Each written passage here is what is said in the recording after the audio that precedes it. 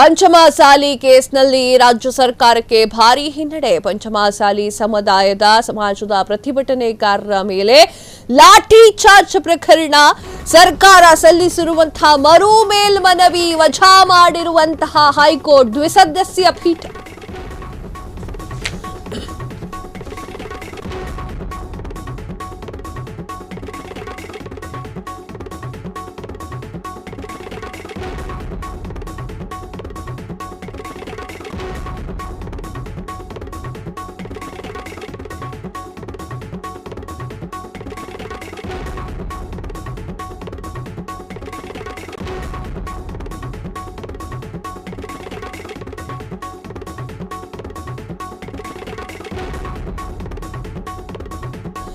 ಪಂಚಮಸಾಲಿ ಕೇಸ್ನಲ್ಲಿ ರಾಜ್ಯ ಸರ್ಕಾರಕ್ಕೆ ಭಾರೀ ಹಿನ್ನಡೆ. ಪಂಚಮಸಾಲಿ ಸಮಾಜದ ಪ್ರತಿಭಟನಾಕಾರರ ಮೇಲೆ ಲಾಠಿ ಚಾರ್ಜ್ ಪ್ರಕರಣ ಸರ್ಕಾರ ಸಲ್ಲಿಸಿದಂತಹ ಮರು ಮೇಲ್ಮನವಿ ವಜಾ ಮಾಡಿರುವಂತಹ ಹೈಕೋರ್ಟ್ ದ್ವಿಸದಸ್ಯ ಪೀಠ ಈ ಹಿಂದೆ ನೀಡಿದಂತಹ ಆದೇಶವನ್ನ ಎತ್ತಿ ಹಿಡಿದಂತಹ ಹೈಕೋರ್ಟ್ ದ್ವಿಸದಸ್ಯ ಪೀಠ 3 ತಿಂಗಳ ಒಳಗೆ ವರದಿ ನೀಡುವಂತೆ ಹಿಂದೆ ಆದೇಶವನ್ನ ನೀಡಿದಂತಹ ಹೈಕೋರ್ಟ್ ಆ ಆದೇಶವನ್ನ ರದ್ದು ಕೋರಿ ಮೇಲ್ಮನವಿ ಸಲ್ಲಿಸಿದಂತಹ ರಾಜ್ಯ ಸರ್ಕಾರ ಹೈಕೋರ್ಟ್ ಆದೇಶಕ್ಕೆ ಬಸವ ಜಯ ಮೃತ್ಯುಂಜಯ ಸ್ವಾಮಿ ಸಂತಸ, ನಮ್ಮ ಮನವಿಯನ್ನ ಹೈಕೋರ್ಟ್ ಪುರಸ್ಕಾರ ಮಾಡಿದೆ ಅಂತ ಹೇಳಿ ಸ್ವಾಮೀಜಿಯವರ ಹೇಳಿಕೆ.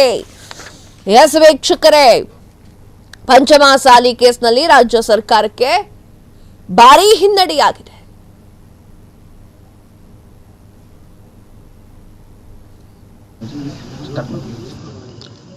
ಲಿಂಗಾಯತ ಪಂಚಮಸಾಲಿಗಳು ನಮ್ಮ ನ್ಯಾಯವನ್ನು ಕೇಳಲು ಹೋದಂಥ ಸಂದರ್ಭದಲ್ಲಿ ಡಿಸೆಂಬರ್ 10ನೇ ತಾರೀಕು 2024ನೇ ಇಸ್ವಿ ಸುವರ್ಣ ವಿಧಾನಸೌಧದ ಮುಂಭಾಗದಲ್ಲಿ ಕರ್ನಾಟಕ ಸರ್ಕಾರ ಮಾನ್ಯ ಮುಖ್ಯಮಂತ್ರಿಗಳ ಕುಮ್ಮಕ್ಕಿನಿಂದ ಅಮಾಯಕ ಪೊಲೀಸರ ಮೂಲಕ ನಮ್ಮ ಮೇಲೆ ಮಾರಣಾಂತಿಕವಾದಂತಹ ಹಲ್ಲೆಯನ್ನು ಮಾಡಿದರು.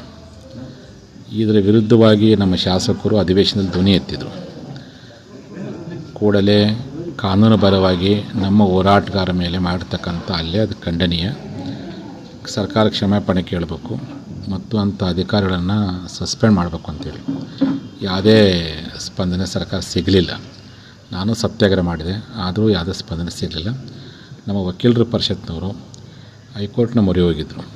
ನಮ್ಮ ಮೇಲೆ ನ್ಯಾಯ ಕೇಳಲು ಹೋದಂಥ ನಮ್ಮ ಮೇಲೆ ಈ ರೀತಿಯಾಗಿ ಕಾನೂನುಬಾಹಿರವಾಗಿ ಹಲ್ಲೆ ಮಾಡಿದ್ದು ನಮ್ಮ ಸ್ವಾಭಿಮಾನಕ್ಕೆ ಪೆಟ್ಟು ಬಿದ್ದಿದೆ ಅಂತ ತಿಳ್ಕೊಂಡು ಹೈಕೋರ್ಟ್ನ ಮೊರೆ ಹೋದ ಸಂದರ್ಭದಲ್ಲಿ ಕರ್ನಾಟಕ ಹೈಕೋರ್ಟು ಏಕಸದಸ್ಯ ಪೀಠ ನಮ್ಮ ಅರ್ಜಿಯನ್ನು ಪುರಸ್ಕಾರ ಮಾಡಿ ಒಂದು ಐತಿಹಾಸಿಕವಾದಂಥ ಆದೇಶ ನೀಡಿತ್ತು.